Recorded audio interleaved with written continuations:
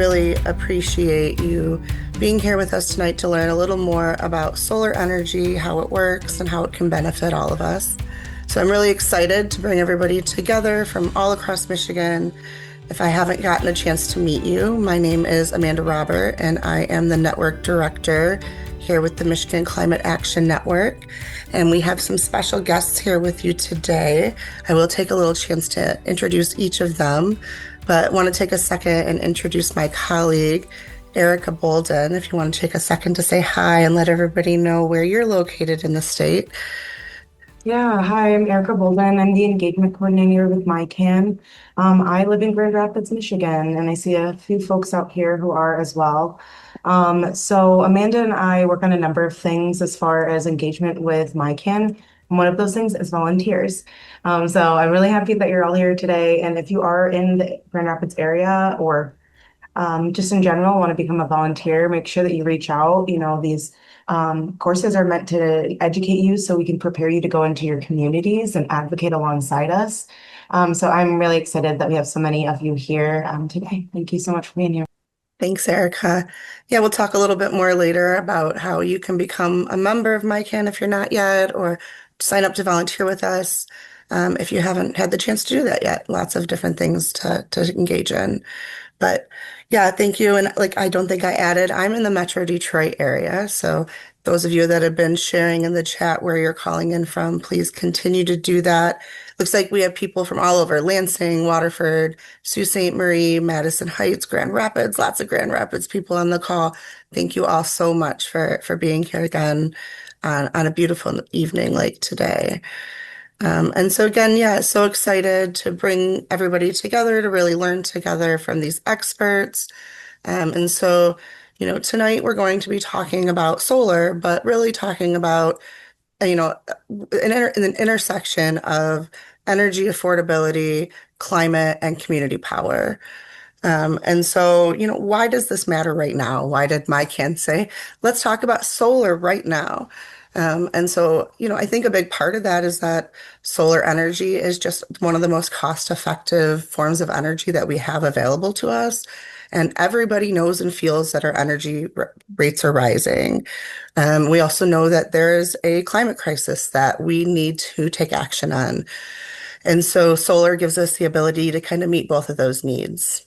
And when we're thinking about community power and benefits from power, I think rising costs, extreme weather really have communities starting to ask who benefits from our energy system and who has access to those benefits. And so we really want to talk about solar because solar is one of the most accessible and scalable options, but really has to be done right for that to be true. And so Erica is going to go ahead and start our nice little presentation, try to be pretty, do our best there. Um, yeah, so tonight, like I said, it's about community power, not just energy generation, but who owns that energy generation, who controls it, who benefits from it, and how solar can be a tool not just of energy generation, but a tool for justice. Um, and so let's set some expectations about what we're going to talk about tonight. And so we're going to hear a little bit about how solar works and how it connects to the grid. What does that mean when I say the grid? We're going to talk about what community solar is. I'm sure you've heard that word. I've used the words community and solar already several times. We could have like a fun drinking game. But what is community solar? How does that work? And why do we want access to it? Why would it benefit us and our communities? And then we're going to talk about really new, exciting, and emerging technologies like balcony solar, virtual power plants, possibly. And then at the end, we're going to hear some real world examples of how solar energy has already benefited communities, even though we might not have access to all of these new technologies yet. So to get us started and ground us in the basics of how solar energy actually works and connects to the grid, I am excited to introduce to you all Justin Carpenter. So Justin serves as the Director of Policy at Michigan Environmental Innovation Business Council. And so Justin is going, like I said, he's going to give us a good background and help ground us in what solar energy actually is. So go ahead, take it away, Justin.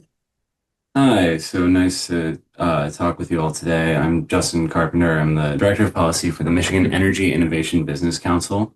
So we are a trade organization of advanced energy and mobility companies that ranges anywhere from utility scale generation and storage to auto manufacturers, part manufacturers, developers, anything in between. I generally tell people that if you are thinking of some kind of policy that has to do with energy or transportation, there's a good chance that we are interested in it. Um, that does mean that we are not an environmental group, but we are firmly within the realm of all of our members fit like the clean energy mold. So we do tend to have a lot of alignment with other environmental groups in Michigan and a lot of the same goals. So a little background, I worked in Michigan's state legislature for a number of years in both the Senate and the House before coming to EIBC and was involved during the push in Michigan for our renewable portfolio standard and our other clean energy uh, laws that were passed in 2023. Um, so I wanted to kind of kick this off by talking about um, how solar works and how it operates within the grid, how it's kind of unique within the grid in general. And I apologize if this is kind of redundant information for anybody, but I think it does kind of help to start from the basics here. So I just wanted to start with kind of how modern solar works versus like other types of energy generation. Um, I think you may have the general understanding that every other type of generation and like traditional electricity generation has always been like in some shape or form boiling water, right? Whether it was coal, steam, etc., it's all some form of boiling water to power a turbine. Even nuclear generation is heat and water. And actually, originally, so was solar, right? These large arrays were actually essentially a series of mirrors that were directed towards a large boiler in the center. The focused sunlight heated the water, created steam, which allowed it to turn a turbine, and there you have electricity. Obviously, today that's not the case. You have a thing called photovoltaics, which is essentially photons pass through a photovoltaic cell. You have semiconductor material, and material that gets excited by that photon going through, generates electricity, uh, kind of largely in a similar process to photosynthesis in plants. Um, and obviously, that makes it unique to a lot of other systems with a lot of advantages in how you can scale it and some initial differences that you have to address in how the grid operation works. The reason that I'm starting that basic is I think we've heard a lot of mis and disinformation about what is in a solar panel, right? I think because it is something where it's a more advanced technology than, it's not so simply mechanical uh, or thermal, like a lot of other electricity generation types. People get suspicious about what is in these things. Um, and so I just wanted to kind of break that down, which is like the vast, vast majority of a solar panel is going to be refined glass. Uh, that is what like the primary material involved in this is glass that allows for the sun to pass through. Uh, You then have a lot of aluminum in the support structure, framing. The racks that they sit on are typically steel. And then you have semiconductor material like silicon, and then you have less than 1% of other heavy metals. So sometimes you will hear people talking at um, either town halls or other events where people are talking about heavy metal, they're scared of heavy metals leaching into the soil or something. This is not something that a modern solar panel can do. Um, so I just wanted to kind of do that little bit of level setting right here. Um, and then talk about how this makes solar so interesting in a grid operation.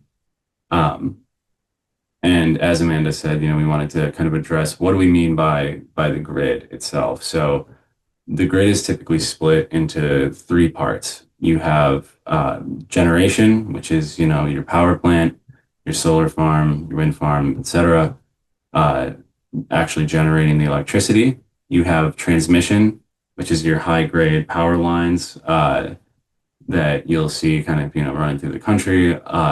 And then you will have your distribution system, which are the lower grade lines that directly connect to your home. They're everything that are on the home side or the business side of a transformer, a substation where that power gets taken from those higher grade lines and essentially bottlenecked into lower grade lines. Traditionally in Michigan, you have utilities that were initially fully integrated. DTE, for example, owned generation assets. They own power plants. They own transmission assets in the high grade power lines, and they own distribution assets where they own the lines that were coming to your house as well. A while back, DTE actually got hit with an antitrust settlement. It was kind of decided that even as a regulated monopoly, they were too monopolistic, and they were ordered to sell off their transmission resources to a company that is called ITC. Um, and so utilities in Michigan now are only allowed to own distribution and generation. They cannot own that third chunk. Uh, and I'll kind of get into the reason why that's important later. But in terms of how solar is so unique within grid operations is that it is incredibly scalable. Um, in the past, you have these large scale baseload generators like a coal plant. Uh, and as you might, kind of have guessed, it's pretty difficult to have a miniaturized coal plant in your house. Uh, it's not not quite the same. Uh, Having like a boiler or something like that. You traditional operations are you have this large scale thing. It puts out a lot of power and is distributed to homes and businesses, factories, etc., as needed. Uh, Solar can be kind of any size, which provides a lot of opportunities.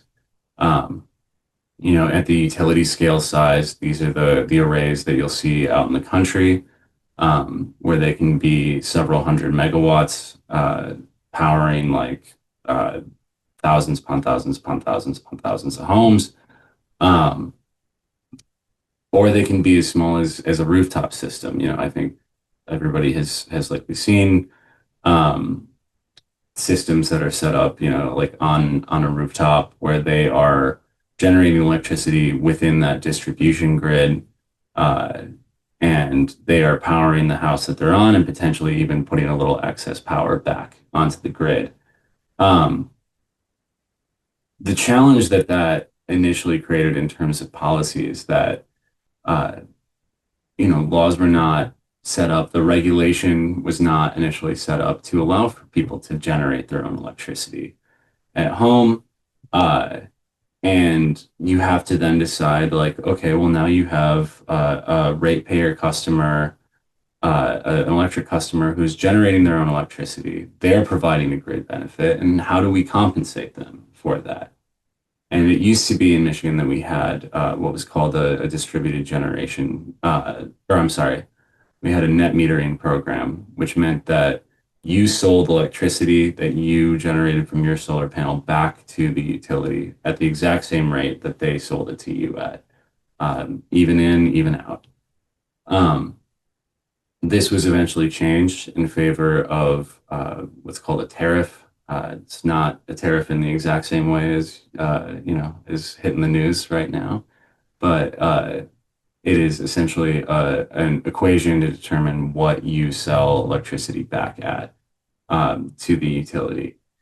Um, and the reason that this is still beneficial for the utility is that this is cheaper than them having to build their own generation, right? Uh, if you have purchased a solar panel, you've put it on your roof, and you're selling that energy back, that's capital that they did not have to invest in putting that solar panel on the roof. Uh, Now the issue with that is that the utility likes to invest in uh, capital in building things because they get to rate base that, which means that they get to ask for an increase in rates based on what they have needed to spend on the grid, right? So essentially, the more that individual customers are generating their own power, the less that DT and consumers can go and ask for more money uh, for things that they have built. Um, so they don't love that. It's a little bit of a perverse incentive, but it is a major advantage for ratepayers and honestly for utility operations overall.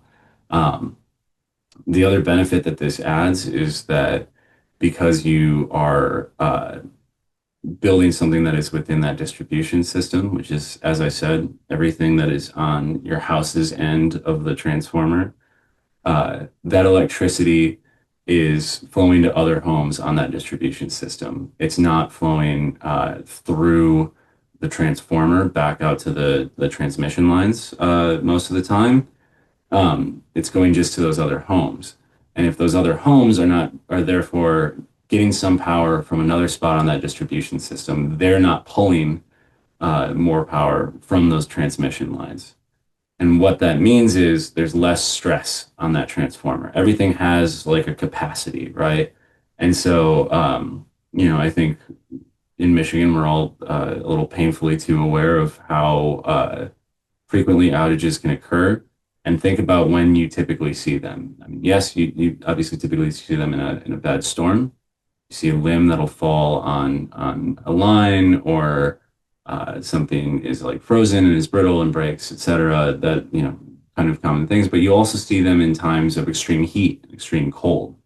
And a lot of times the reason for that is that in that extreme heat, everybody's cranking their air conditioning, right? These are very energy intensive things. And so it's not that the state suddenly doesn't have enough electricity that they're generating to fulfill that need.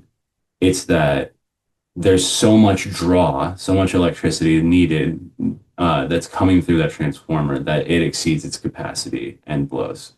Um, and if you've ever heard a transformer pop, it's kind of usually what's happening.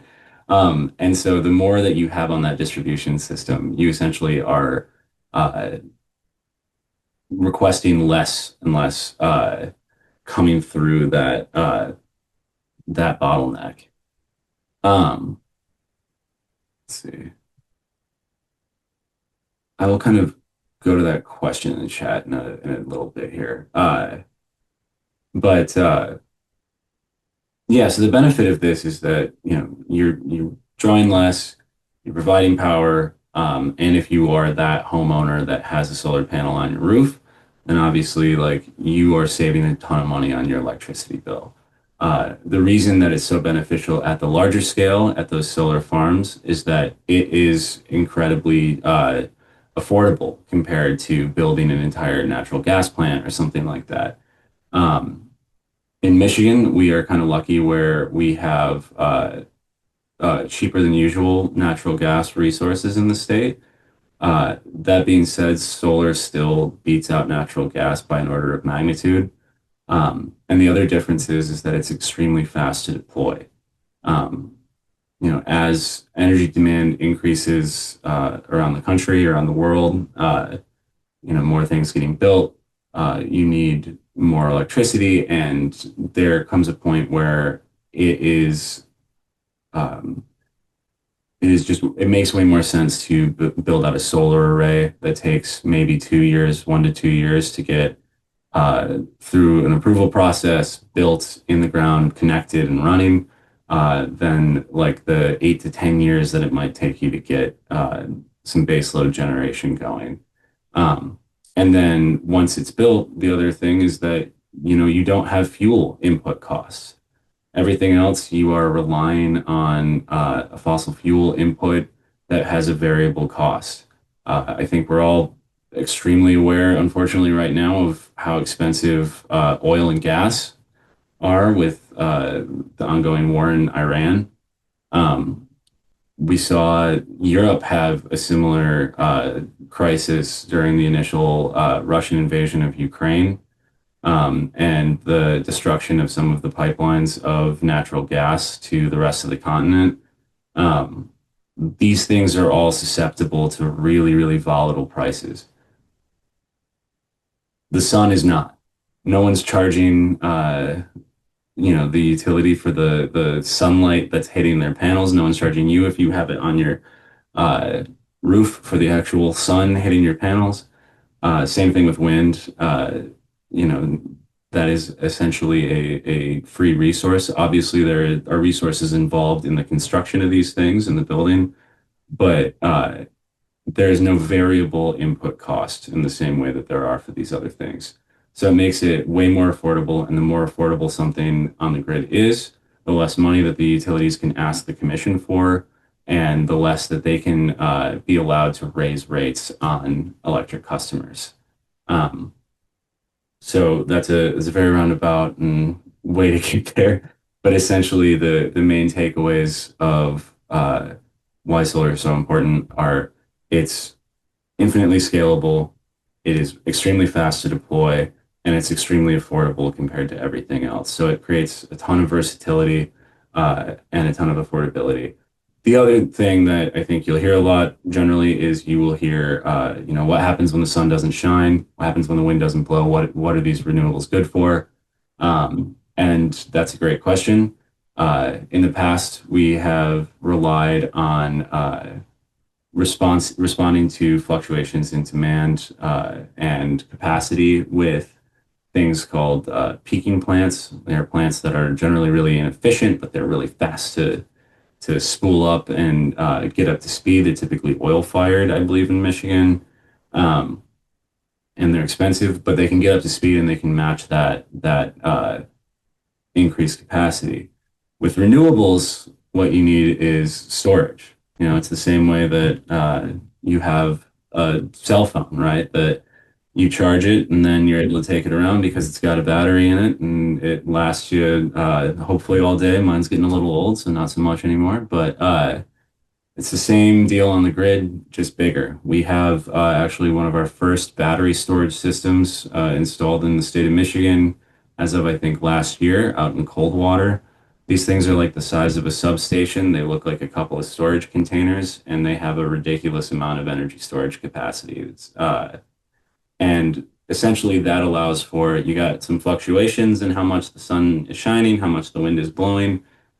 You have capacity stored in those batteries from when it was shining brighter than you needed, or when the wind was blowing harder than you needed. Um, it also allows you to manage a lot of other things, like what is instead of having to throttle something, or obviously you can't throttle a solar panel the same way you could, change how much coal or gas you're putting into a generator. That battery is what's allowing you to respond to fluctuations in demand. Um, and then I do want to, I know we're doing Q&A at the end, but I did see something in the chat, which is um, what panels are made from and why we rely on resources from other countries. And so I would say that the first thing is, like I said in the beginning, but just in case, these things are primarily glass.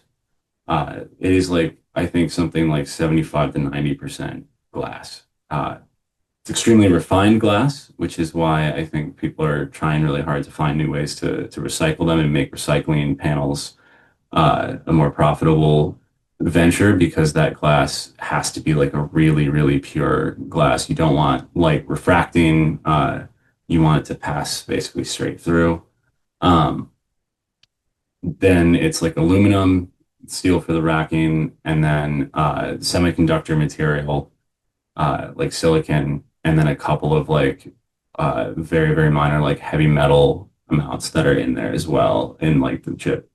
But like you would ostensibly have the materials that you would have in a computer chip and then glass and aluminum, and that's basically it. Um, the reason that I think you get the question of these things being purchased from other countries is because we didn't initially have a lot of those resources available to us in the country. And it was frankly hard to site mining for a long time. You didn't have new mines for these resources going in the US, but the demand was still increasing, so they were getting them from other countries. We actually have found a lot more sources now, and I think there's been a big bipartisan push to try to get domestic sourcing of said resources. There's something a couple of years back from, I believe, Pennsylvania, where they found like enough like lithium, I believe, for like the projection was something like the next like 50 years of American demand in like one field in Pennsylvania. I don't know how this country is so resource rich, but we Yeah. tend to get that lucky just about every time. Yeah, that's really exciting. And thank you for the overview. Very much appreciated, Justin.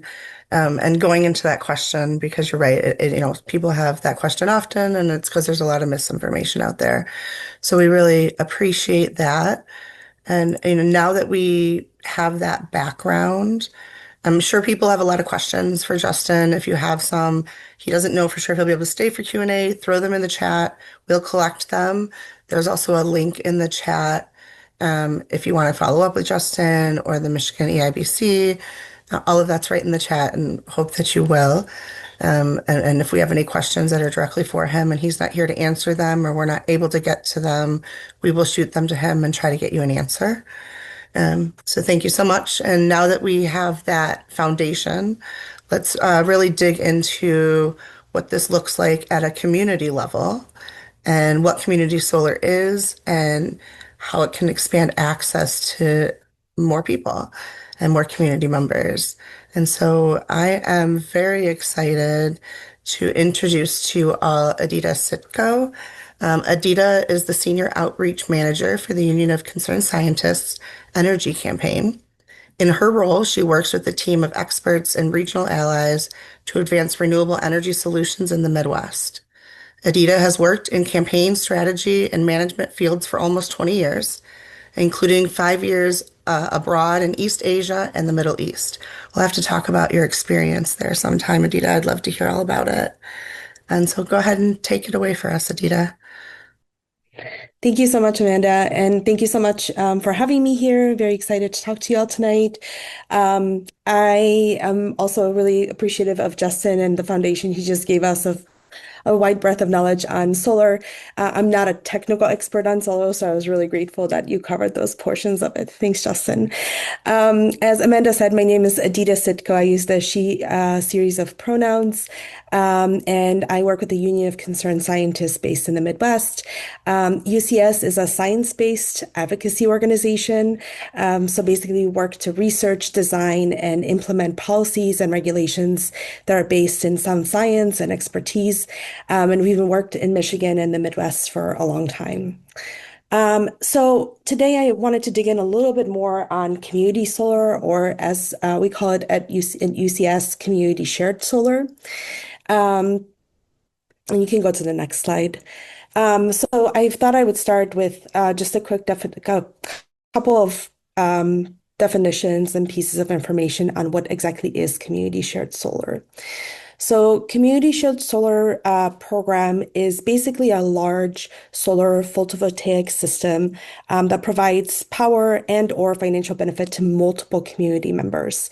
So if you see, solar panels on a home, for example, those solar panels may provide energy for one specific household. Community shared solar programs provide solar energy to many households, or it could be large multifamily buildings or other types of communities. So basically, CSS, as we call it, complements rooftop solar by expanding access to those who may not be able to install panels on their roofs. So, for example, people who are renters, multifamily households, folks with unsuitable roofs, folks who may not be able to afford to put a individual solar system on their rooftop. And it is a really important part of the equation to provide clean, renewable, and importantly, affordable energy options for residents in Michigan.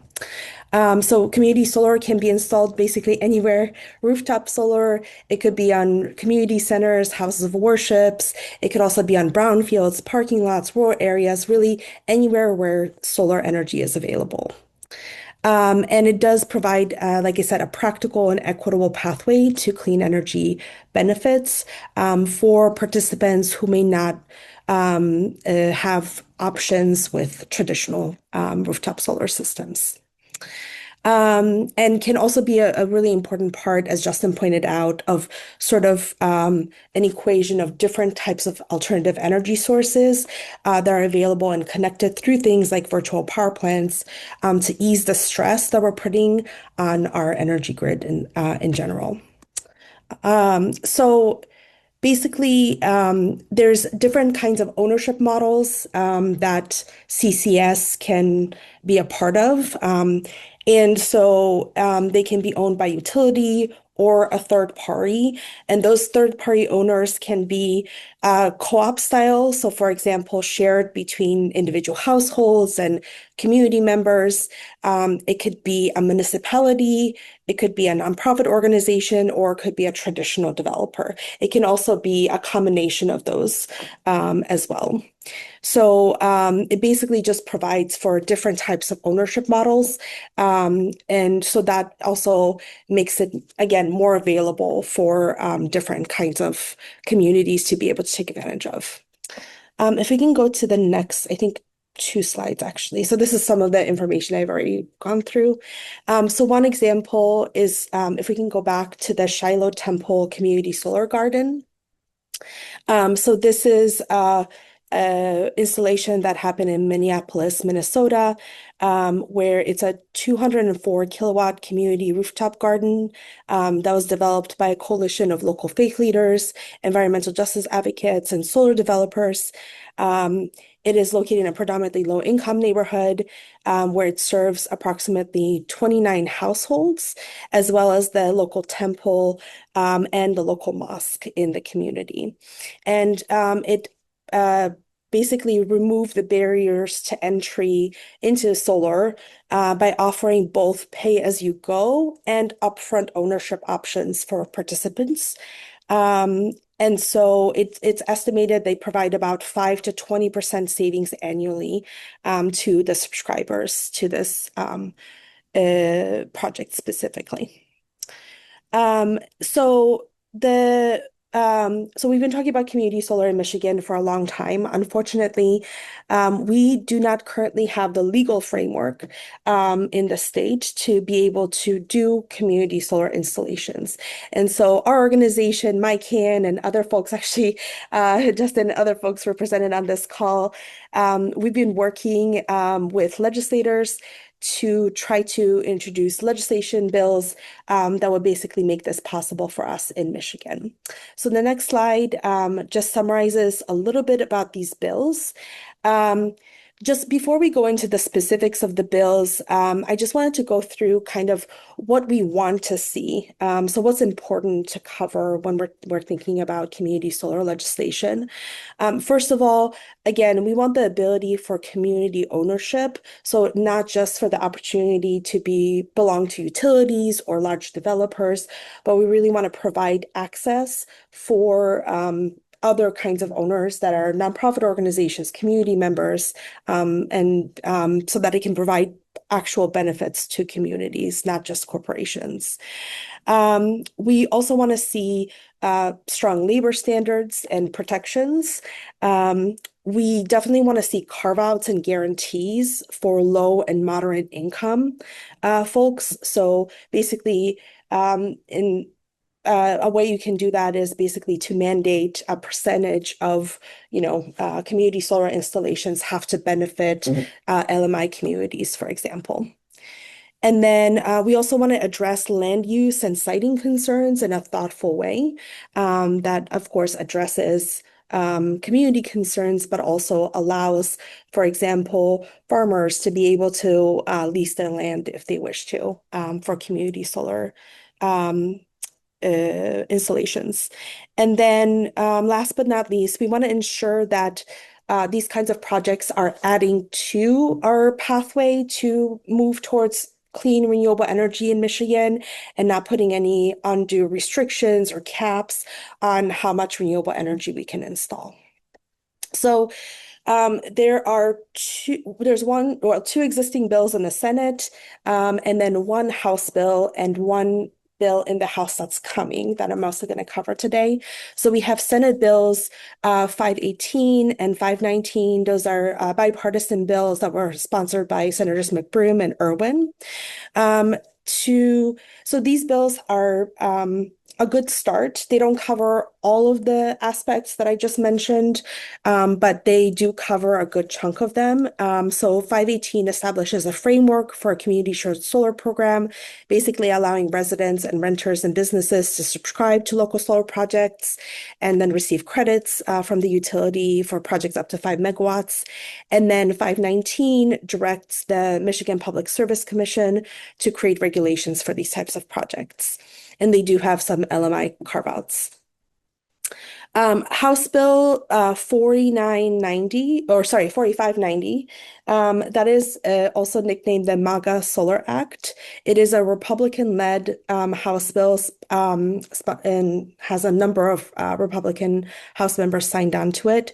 Also does establish a framework for community solar projects. Unfortunately, also adds in some restrictions that we feel are not conducive to open renewable and community solar program, specifically trying to place a cap on how much renewable energy we can have in the state. It also puts restrictions on what type of owners that really favors large developers and utilities. And then it doesn't include binding requirements for low and moderate income households. There's also some wording in there on land use and siting concerns that we have concerns about. So again, the bill does establish a basic framework, but we don't think it, in some ways, we don't think it goes far enough, and in other ways, we think it's too restrictive. And so there's a third bill or a second bill in the House that's coming that's going to be introduced in a few weeks by Representative McKinney, probably in mid-May. And that bill will also establish, the basics, the framework for a community solar program, but it also does establish strong low-income and moderate income carve-outs and ensures that there are fair labor protections and standards in the bill, and then also doesn't provide any arbitrary restrictions on renewable energy for the state. So for this bill, like I said, it will be introduced in mid-May. We have a tentative date of May 13th. I hesitate even saying it out loud because there's still a few hoops we have to jump through to make sure that it's ready in time. But if that's the case, then it will be introduced on that day in Lansing. And then we will be organizing in-district lobby day in July and then another lobby day in Lansing, most likely, to push for the bill. So just throwing that up there in case, so that folks are aware there's a bill coming and there's ways that you can get engaged on this as well. So I think that's everything I wanted to cover today, and I'm happy to take some questions at the end.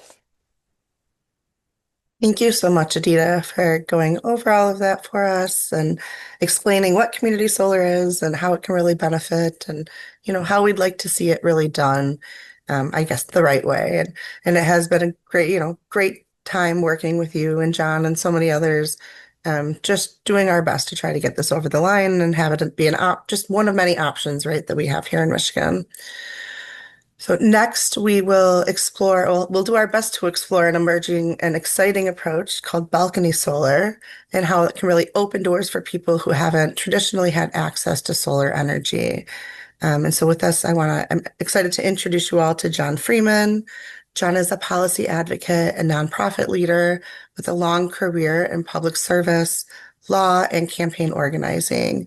He is currently the executive director of the Great Lakes Renewable Energy Association, where he works to expand solar, wind, and geothermal energy in Michigan. Previously, John served 3 terms in the Michigan House of Representatives and has led major statewide campaigns on healthcare reform. He also practiced law in Detroit, specializing in labor, employment, and personal injury cases. So excited to have you with us, John. Hopefully, you're still here because he messaged me that his power went out. So I don't know how long we'll have him. On a beautiful sunny day, at least where I am in Michigan, it's very symbolic to some of the things we deal with, I think. Are you still with us, John? Yes, I'm absolutely here. So I'm going to go quickly. It's going to be high energy. I want to thank Amanda for inviting me on this program. I want to give a shout out to Justin and Adita for doing amazing work. I also want to recognize that there are several GLREA members also on this panel. So this is about plug-in solar. I want to start off by saying that we have a problem with the solar revolution. And that problem is that solar requires expenditures of money up front to pay for the system. Once you pay for the system, these solar panels that Justin talked about are warranted for 25 years. It doesn't mean they stop producing after 25 years. They'll keep going, but they're guaranteed a certain level of production for 25 years. But you have to pay for the system up front. And without the investment tax credit, which Trump took away, that the cost of solar can be, depending upon the size, but a good average cost is around $15,000 to $17,000. Oh no, we might have lost John. It still shows that he's here for me, but I don't see or hear anything, unfortunately. I don't hear him either. He's frozen for me. Okay, so we will go ahead and maybe move on just to hopefully he'll come back and he can add in a little bit more when he gets back. John is going to talk a little bit about something called plug-in solar, and if we don't get to it tonight, hopefully we can share that information with you all at a different time. Uh, if any of you live in Southeast Michigan and know what it might be like dealing with power outages? It is quite symbolic as we talk about energy and community power and all of those things. Um, and so now what we'll do is we'll transition over to Steve Mulder. And so to bring this to life and some of the different things we've already talked about, different new technologies, some brand new kind of, and some that have been around and just not accessible for us here in Michigan yet. Um, and then just solar in general. We're going to hear some real world examples of how solar is being implemented already in communities across Michigan. And primarily in houses of worship. And so we have Steve Mulder here with us, and Steve is retired from a corporate career in IT and learning and development in 2016. He became a regional organizer for the Climate Witness Project. In that role, he collaborated with several other organizations and helped to launch Solar Faithful in 2023. And Solar Faithful focuses on their climate mitigation efforts that include the 4 E's: efficiency, electrification, renewable energy, and environmental restoration.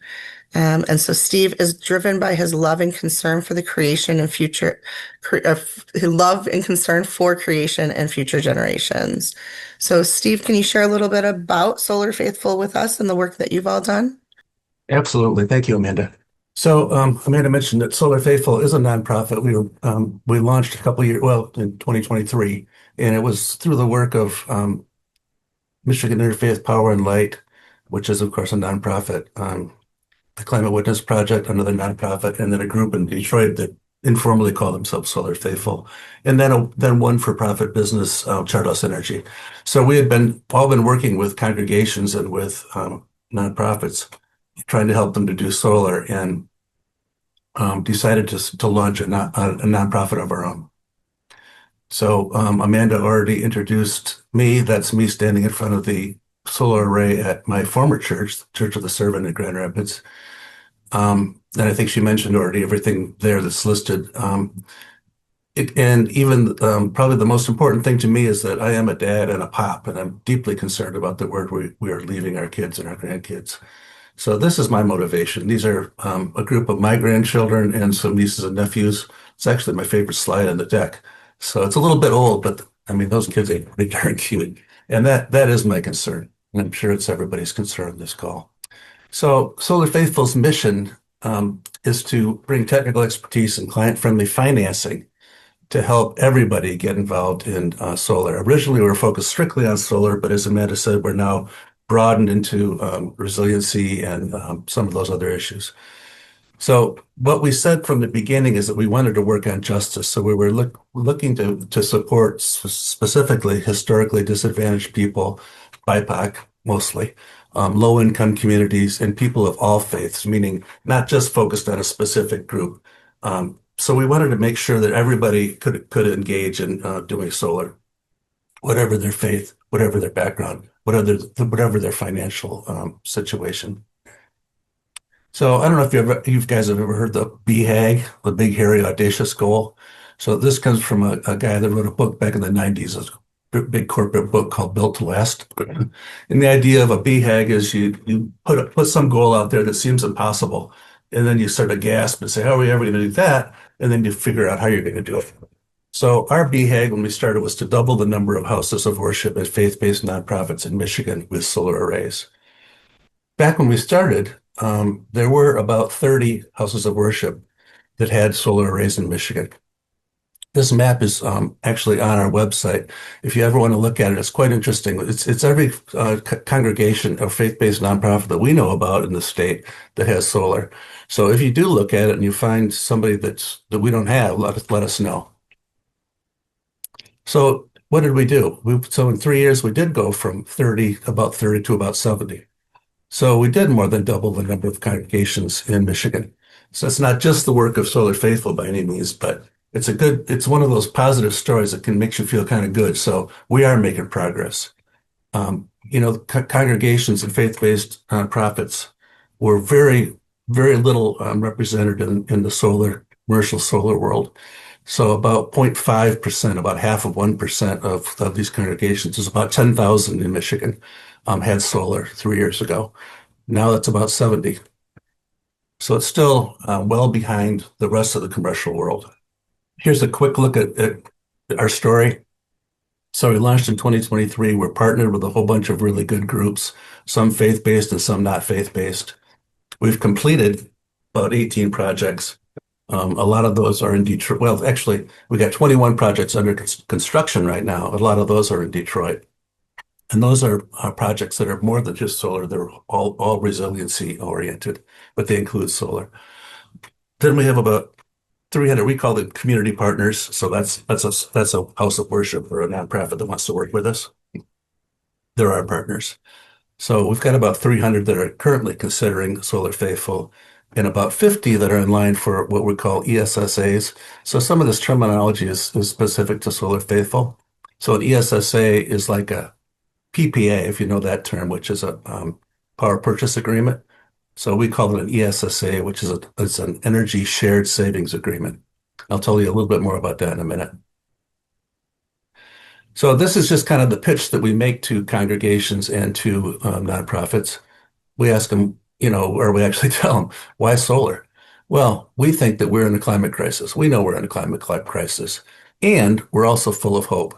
So as people of faith, and we are, within Solar Faithful, we have several different faith groups represented, but we all agree that we have to be people of hope, because if we lose hope, we can't act.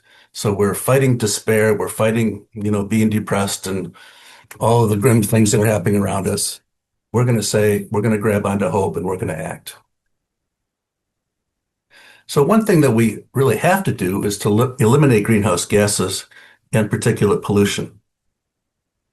There's lots of stuff we have to do, but this is one thing we have to do. All of our houses of worship and nonprofits can do this. A lot of times, congregations think, oh man, that's a huge project. There's no way we can do that. It's too complicated. It's too expensive. But I'm going to show you that it's not, that it can be done and it is being done. And they can save money. Oops, there we go. So community partners do save money for their mission. So whatever their mission is, and a lot of times we're working with congregations that are doing a lot of justice work in their communities, also feeding the hungry, housing things, stuff like that. So they want to be able to not spend so much money on their utility so they can funnel that money towards the work that they're trying to do. So we have found, and we know that the churches, congregations that take these actions can inspire their members and their community. So solar is contagious. People see it on a building and they say, "Oh, I didn't know. I didn't think about a church doing that." And it inspires others to look at it, other businesses and individuals for their residents. So why do solar? Because of creation care, to save money, to increase engagement, and to be a witness to the community. So the increasing engagement piece, I don't have any real data on this, but anecdotally we hear from congregations that when they put solar on the roof, especially if it's visible, they find that they have young members, young families, young people especially that become interested in the church. And they also find that the existing congregation becomes more engaged with the congregation, with the church, with their mission. Okay, so then why Solar Faithful? What's special about Solar Faithful? Well, again, we are a nonprofit.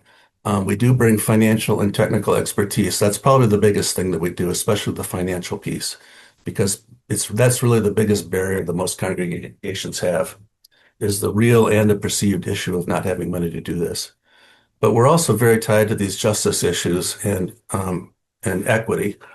Um, the other thing I'll mention, I think, is the career training. So we are just getting started really in partnering with education and training organizations and trying to make sure that some members of the community are able to participate in the work as it's being done. Okay, so why now then? So here's Bill McKibben. If you haven't read this book, Here Comes the Sun, it is fabulous. I highly, highly recommend it. Here Comes the Sun. It's just a book full of optimism and full of great stories about how solar is just the future. So one of the things he says is, I have little doubt that we will run the world on sun and wind 40 years from now. It's happening, no matter what politicians or anybody else wants to try to do to stop it, because it's economically so feasible.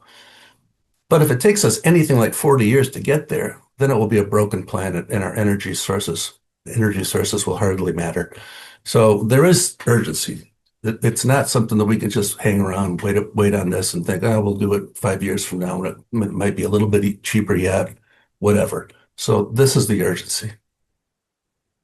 So the other part, which is, I would say it's less urgent, but it does create some urgency for congregations, is the IRA funding, which went away at the end of last year for residents, is going away for commercial projects, which includes houses of worship at the end of next year. So congregations typically take a long time to get through all the work of making this happen in the congregation. And so it's a good time to get started with it if they want to take advantage of that 30% credit. And very likely also the domestic content 10%. So what Solar Faithful does is it really offers a couple of different approaches. This again is our terminology, direct purchase and energy shared savings agreements. So just briefly, what a direct purchase means is the congregation buys the panels, and our job is to help out with that, find an installer, help with if they're going to borrow money, help with that, and so on. So with the direct purchase, the congregation buys the panels, buys the inverter, owns it. So they realize all of the savings. but they're also responsible then for operations and maintenance and insurance. Those are not two, terribly big things. And usually this saves the most money. So if the congregation is able to borrow money, able to raise money, or has the money, that's the way to go. But of course, that excludes lots and lots of congregations who don't have the money, don't want to borrow money, but would still like to participate. And so that's where the energy shared savings agreement comes in. In that situation, Solar Faithful owns and operates the equipment. So that what the congregation does is they pay nothing. Doesn't cost them anything. So what they get is the power that's produced by those panels for a price 10% less than the utility rate. And they sign a 25-year contract. John mentioned that these panels are warranted for 25 years. And typically, I mean, they'll work a lot longer than that. But another thing that's really cool about this situation is that a congregation or a nonprofit is able to buy the system after 5 years. So if they want to, this is a great way to get started because it costs them nothing up front. Then they have 5 years to try to find donors or to raise the money or whatever, and then buy the system from Solar Faithful, and then they'll realize all the savings. So this is just a page from a typical proposal that we do. So you can see here, this is what the 25-year savings would be for an ESSA. So the congregation is going to save, and this is an actual proposal, and I don't even remember what congregation it is, but this congregation will save $100,000 in 25 years with an ESSA. If they get a bank loan, they'll save $208,000 and they buy it themselves. If they do congregate supported lending, which I'll talk about in just a minute, they'll save $235,000. And if they can just buy the panels right up front, they're going to save $262,000. So that just shows you, again, if you can do the direct purchase, great, do it. That's the way to go. But if you can't, it's still great to be able to get into this and still save money and do the right thing. So here's the kind of the other side of the ESSA. The way that Solar Faithful is able to do these ESSAs is by generating income from other sources. So one of the ways we're doing this is called what we call congregate lending. It's another term that we just use. So we're just really launching this today, and this is a couple here on the screen. We have a brand new video that's shows 5 churches that have done this, and then a group of investors who have taken advantage of this to invest in these kinds of projects. So that's actually being shown on another webinar right now that GLREA is doing. So I think they're watching it tonight, that video. But anyway, if you're interested in watching that, you can see it from our website. But the concept here is an individual or a group of people can loan money to Solar Faithful. They'll earn 4.5% interest, and it's a 10-year note. So as soon as they loan the money to Solar Faithful, we start paying it back with a monthly payment. And so nobody's going to get rich on 4.5%, but it's better than most CDs. It's better than most banks. I mean, usually you can do better in the stock market, but right now it's so volatile. A lot of people are looking for more of a safe haven. So anyway, a person can loan money for a specific project or just in general. And then we use those funds to do these ESSAs for under-resourced congregations. So far we've borrowed about $100,000, honestly, without even trying, just because we put this out and people are interested and they've come to us and said, we'd like to loan you money. But we do have a big, hairy, audacious goal, which is to raise $2 million this year through this process. So these are just a few pictures. I just wanted to show you these because it kind of shows the diversity of types of congregations that we're working with. So here's one in Okemos, and there's the congregation in front of their solar panels. Another Lutheran congregation in North Muskegon. It's a fairly big array. A much smaller array in Traverse City. We have, I think we have I guess we have 3 Jewish congregations now and 1 Muslim. So this is a pretty big church in Granville.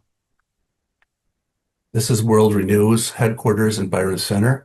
So some of these arrays are very large, some of them are tiny. But so, again, we're trying to provide solar for all these different types of organizations. Here's a black church in Lansing, Trinity AME, another Jewish organization in Detroit, a school in Grand Rapids, Livingstone's Academy. I happen to be able to be part of the dedication of these panels, and man, that was one of the best days of my life, honestly. To see those kids be so excited about the solar going on their roof, and they had one of their teachers up on the roof, was kind of like a reporter on the scene, and he was like broadcasting from the roof into the auditorium in the school. Those kids were just so excited. Here's another First Church in Grand Rapids. I think that might. Oh, this one is just got installed last week. Boston Square Church in Grand Rapids. And I know there's a Peter Bogart is on the webinar tonight, and his church in Holland, Hope Church, is also. I think they're getting installed. I think they already are installed.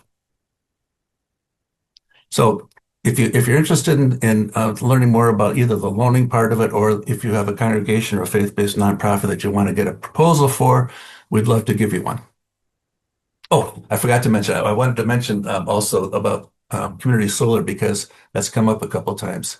It just happens that Solar Faithful has also done a community solar project in the state of Maine, where the state of Maine has that same enabling legislation that Minnesota has, that Adidas shared with us. So we partnered with the Episcopal Diocese of Maine and an installer, and we've constructed, and I think it's now operational, a community solar project, which has 150 subscribers. So 150 families are now receiving power from this community solar project. And the Episcopal Church's interest was to try to target low-income families and provide them the chance to do this. And so that's how that whole thing rolled out. The church tried to find low-income people who to get involved and to subscribe. So that we learned a lot from that. It's a very interesting process, in terms of sort of interpersonal communication and all the politics and all that stuff. So we're thinking if we ever do get the legislation in Michigan, we got kind of a head start and we can help maybe put a project together.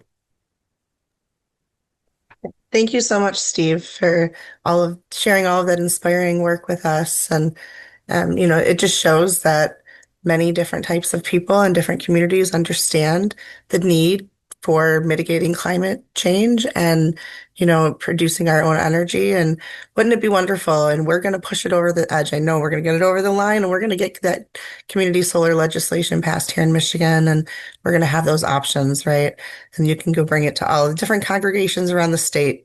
And so, yeah, thank you so much for that. There is a link in the chat for Solar Faithful. I know there were many questions for you, and so we'll get to that with the Q&A. I seen John back on for a moment. We might have lost him again. So I'll just give it a second. And if we did, I will just go ahead and at least share with you all a link to the Great Lakes Renewable Energy Association and in the chat, and then as well as a report that John wanted to share on plug-in solar. And hopefully we can share more about that at a later time. And so with that, I guess, can we get the presentation pulled back up? And we just have a couple of MyCan things that we want to go through. I want to make sure that everybody is aware of. And so thank you again for being here tonight. This is really a part of our False versus Just Energy Solutions series. And so, of course, we're talking about a just solution here tonight. And we've been trying to keep it positive. Things haven't been the best, so we try to keep it positive. And next month, we'll also be talking about a just solution called a green amendment. But we will start to get into some of those false solutions. And if you want to know more about what we consider just and false solutions, we've had several other webinars on false and just solutions, both last year and this year. We recently had one on data centers, if you wanted to learn more about what those are and why we're seeing the expansion here in the state. If you, last year we did one on the Line 5 tunnel that's been proposed, and we also did one on a just solution this past last month, right, Erica, on how you can advocate for renewable energy in your own communities. So please take a look at those if you're interested. And then yeah, perfect, thank you. And Erica is going to share with us a wonderful course. So along with some, not all, of these false versus and just solutions that we're talking about, we've offered some courses to help people really understand the content, make it accessible to everybody, but offer some resources to dig a little deeper. And it's in our My Community space. So if Erica wants to talk a little bit about the community power and solar energy course, I'll drop the link in the chat. Yeah, Amanda, thanks so much. I really appreciate you for going through that. So hopefully you can all see this. I will start kind of from our landing page. So My Community is a space where we like to be able to communicate with our members, colleagues, and other individuals who are interested in climate action. So I'll just kind of scroll down, but here you'll see sometimes we post events. Amanda just celebrated her 2-year work anniversary on Earth Day. So that was yesterday. And then just different things so we can communicate with each other. And within My Community, you can also take a or different courses, excuse me. And so if you click on courses up at the top, it will lead you right here to where we keep all of our courses. As Amanda mentioned, there was one on data centers and the impacts that it may have on our communities across Michigan. And then I myself have just worked on a community power and solar energy course. So once you're in there, once you get signed up, if you go ahead and you click on that course, it will take you through and you can just jump in at your own pace. It's really nice because there is no timeline, there is no time frame, and nobody's going to be grading you. I have no quizzes in here. It's just resources for folks to be able to learn. But I'll just read this because I want you to understand the course goal, and that is by the end of the course, participants will understand how solar energy works, how it can benefit communities on a local and global scale. You'll be able to gain more knowledge on renewable energy and why their growth matters for climate and our dependency on energy systems. We'll learn more about the connections between energy demand, economic policy, and environmental justice. And then we'll also identify some community actions, policy actions that we may be able to influence to make sure that renewable energy projects are being built right here in the state. And so just to kind of go through some of the topics, we're going to be talking about why solar, which is what every single one of our presenters talked about, because we really want to make sure people understand benefits that we each see as individuals and organizations. And so you'll understand and kind of break down a little bit of what Justin talked about. So like, what is PV? How do we use that? Like, how does solar actually work? And then all the way down to some of the environmental and health impacts, economic and infrastructure benefits to solar, and then some community-led policy and action that you can take part of. Each one of these course sections will have something kind of like introducing, a little bit to read, and then lots of sites and different there's just places you can visit to continue on your journey of education. They will also include a video. So if that's more of your pace, or you're just not really understanding fully what you're reading, that's always helpful. And then my favorite is that we're doing our best to, there we go. We're doing our best to include a interactive portion to these maps. And so this is something where you can see like the solar PV database across the country. And so it's really interesting to see like on a large scale and then also a smaller scale, what's going on across the United States, just to see the progression of solar in our country. So yeah, I hope you can get in there. I hope you learn lots. I learned so much. I could answer lots of questions. I could give you lots of resources. So if this is something you're interested in, please hop in. And then also always reach out to myself or Amanda. We're more than happy to try to answer questions for you. And then also make sure to get you connected to fantastic folks like our presenters tonight, because that's what we are. We're a network and we love to connect our members to each other. Thank you, Erica, for going over that and for building that out. Please take a look at it, share it with your neighbors, your friends, your colleagues, anybody that you think might benefit from it. It is a ton of work to create these courses, but it's like the best way to learn and share the information out there and combat the mis and disinformation is to kind of have all those facts ready to go. So thank you again for sharing that with us. Um, Thank you. And then, yeah, I dropped in here, I'll drop it again, the link to just join our My Community space. It again is where those courses exist, but also it's social media, kind of away from big tech, where we can talk about, you can share any actions, you can share things a group you're working with does, you can look for actions to get involved across the network, but we can also have discussion. If there's something you want to talk about and some of these questions that have come up or something happening in your community, that's a really good place to bring it to. So please do. And then, of course, we want to talk about Summit. We're always going to talk about the Climate Summit. If any of you know MyCan, you likely know the Climate Summit and have hopefully been to one. Of course, we're doing another one this year, like we do every year. And so this year, the theme for our summit is collective courage. And so take that as you personally do. But for me, it's, this collective courage that we have to keep going regardless of what's happening around us. And many of our presenters talked about tonight that this work is happening, regardless of what anybody wants to happen in power. I think Bill McKibben was kind of quoted in that way too. It's going to happen no matter what. It's just at what scale and what pace. And so we're all the ones that have the courage to continue to push through that. So that'll be June 12th at the Kellogg Center in East Lansing at Michigan State University. And I have dropped the link in the chat. I will also drop a link for our call to art. That we always have art at the summit. This year, we have an open call for art for the entire month of April. So still have a little bit of time. Any type of art, any medium. If it's performance-based, we'll have a QR code. And we're really going to display all of the art at Summit around this theme of collective courage. And so please share with us. There will be some cash prizes for, crowd favorite the day of. People will get a chance to vote on those. And we really want to be able to inspire in the way that only art can inspire us. So thank you for that. And then we're going to just kind of go into a Q&A now. I know there were many questions in the chat, and I tried to capture them all in a document, but I'm just going to try to go through the chat here. That way I can remember the person that asked it. And then if you have any additional things that you want to add to your question, our speakers, please help us answer these.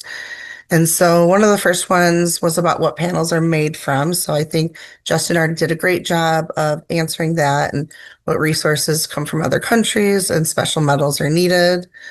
So thank you for that. And then the next one was, can you explain, it was from Mary, can you explain how the framework you described that's established in the Senate bills differs from what's already going on with programs like DTE's opt-in green power program?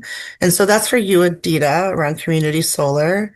And if you don't know about DTE's program, I'm not sure if you're familiar with that or not.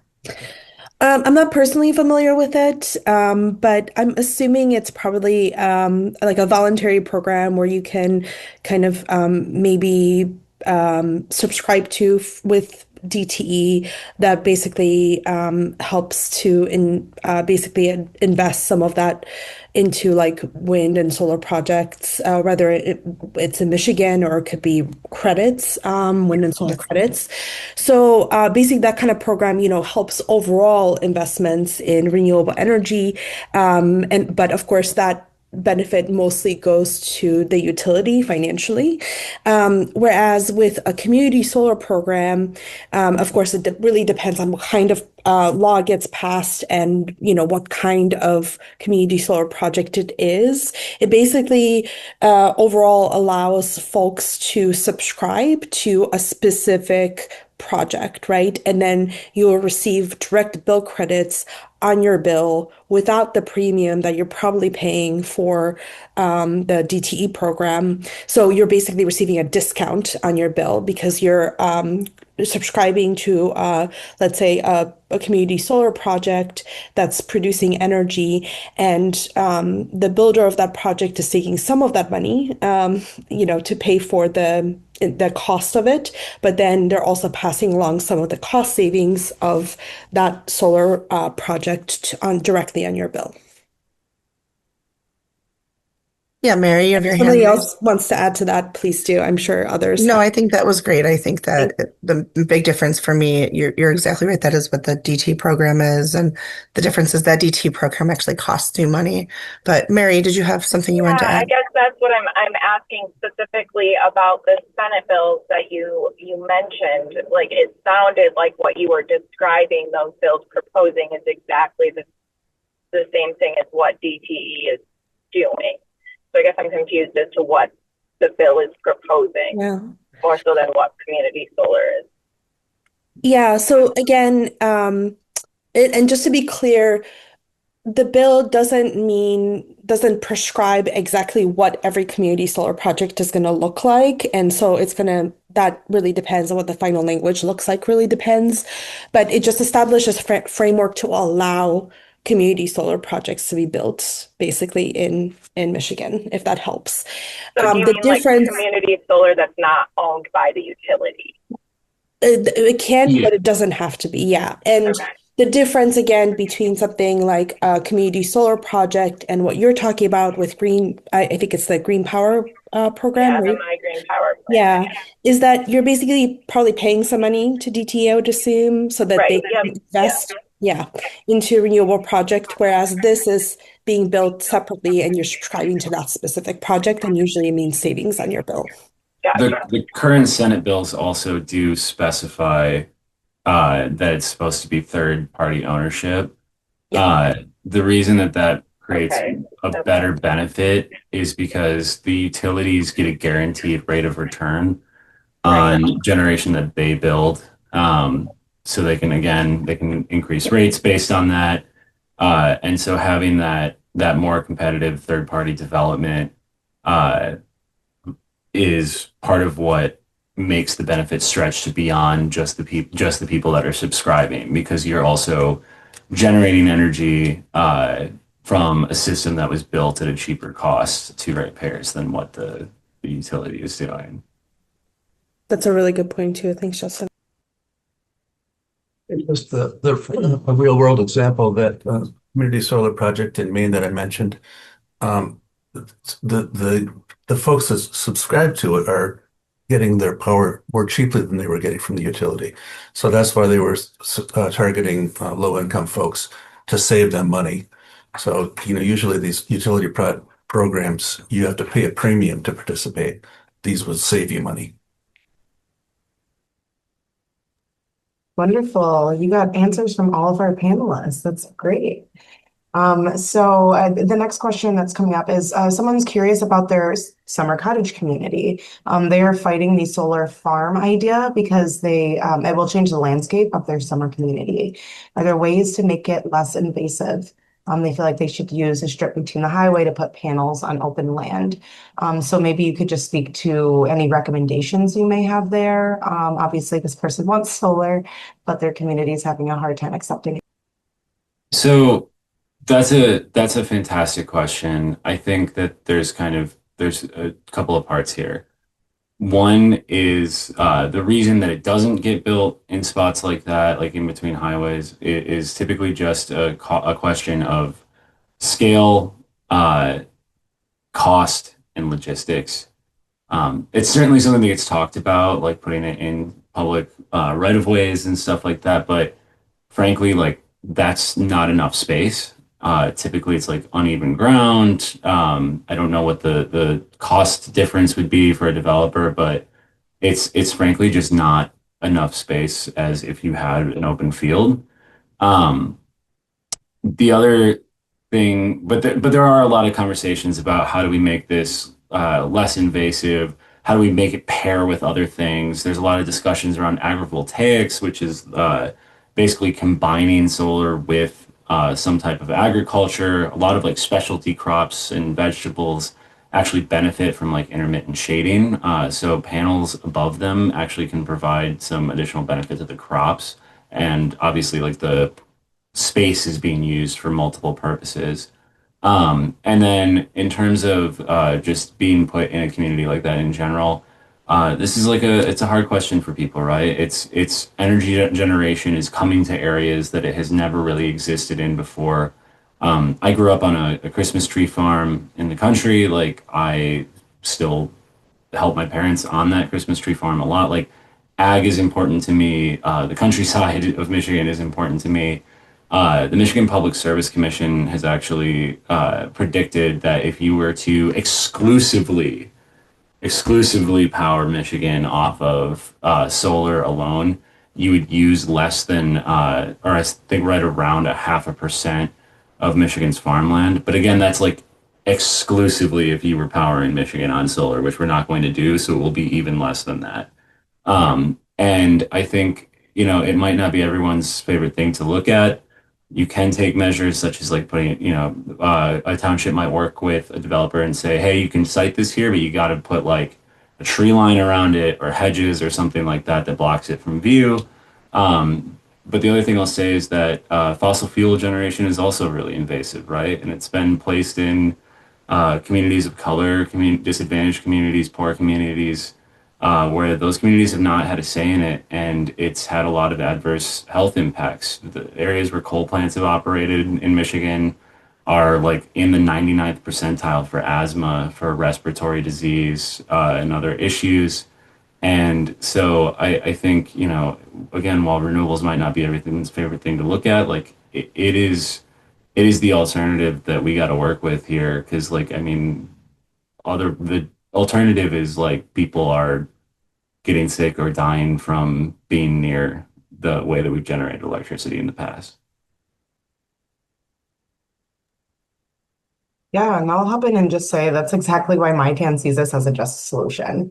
It helps us transition away and help the most impacted individuals see less of those impacts on their health, on their finances. And I don't know anybody who doesn't want more of a positive impact on their health and their finances. Um, I think we have time for one more question, if not two. So we'll just go ahead. Um, so somebody is curious, and actually, this is a great question. They have their own solar, but it's adequate for their own needs. Can they have both personal as well as participate in community solar? So I answered this one in the chat while this was Oh, I'm going. sorry, I didn't see that. Oh, you're good. But I'll voice it too, just for the recording. But what was I gonna say? Um, essentially I don't think there would be anything in policy that would prevent that from doing that, but it wouldn't really like pencil out. When you put like rooftop solar on, you're paying generally like you either are doing like a financing option or paying up front for that panel, and you are like essentially eliminating the vast majority of your electricity bill.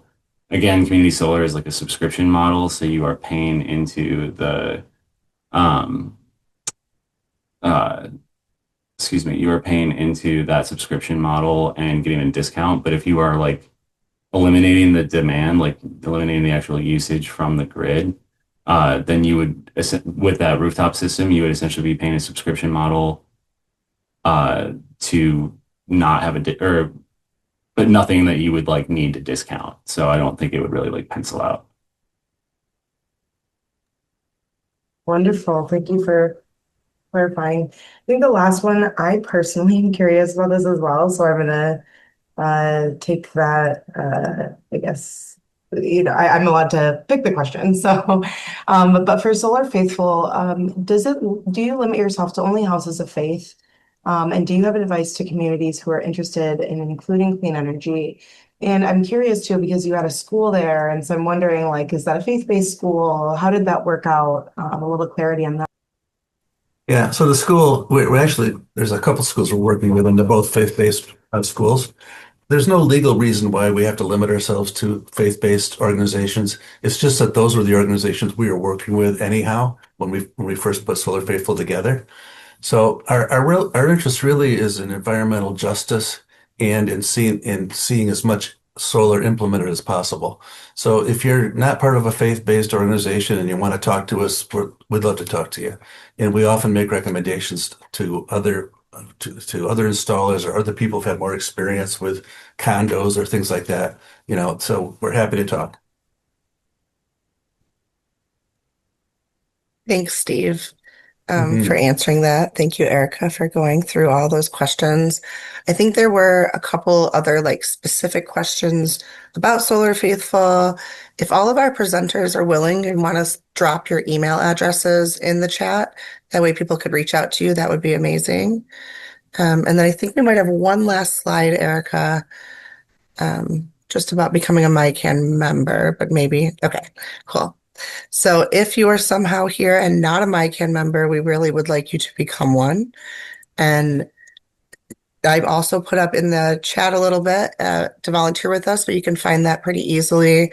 With the question about pushback in your community around renewable energy, just know that that is something we do work on at MyCan. We have a group that we call the Power Squad, and we really go out with facts and information to combat that misinformation because we think that's the best way to go about doing it. And so I again want to thank you all for being with us tonight. Thank all of our speakers for being here to share their expertise and your real life stories. Really great conversation talking about different policies all the way to the real world implementation and how some communities are taking action no matter what policies we have in place. And, some of the key takeaways for me today that I've heard is that solar is not just about technology, it's about access, it's about equity, and that there are real solutions on the table right now in Michigan. We just need to pass them and advocate and get our leaders to understand how much we need these programs.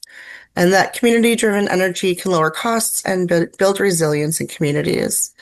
So again, thank you to everybody. Please get involved with MyCan, with one of the partner organizations that are here today. Really do thank you all for spending some of such a nice evening with us, and want to send our best to John Freeman. I hope that you all get to hear from him another time. Come to the Climate Summit. He'll be there with us, I'm sure, speaking on a panel, and hope he's doing well with his power out, even on a nice sunny day in Southeast Michigan, is very symbolic for what we deal with. So thank you all again. Enjoy the rest of your evening, and we'll see you at the next one. Bye.